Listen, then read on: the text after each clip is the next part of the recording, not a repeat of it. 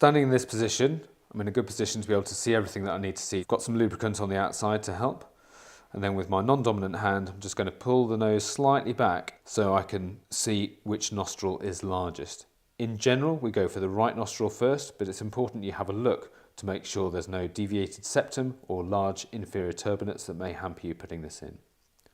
Then we're going to gently insert the tip into the nostril, and I'm heading downwards, gently twizzling the tube, letting it gently seat itself in.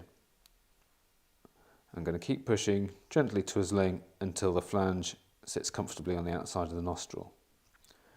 You can see on the side cut where the tip of the tube is. So if the tube was too long, potentially the patient may start gagging or coughing, in which case you'd remove the tube and replace it for a smaller size. Once the nasopharyngeal airway is in, it's important clearly to reassess the patient and make sure they have a patent airway and this is allowing them to ventilate.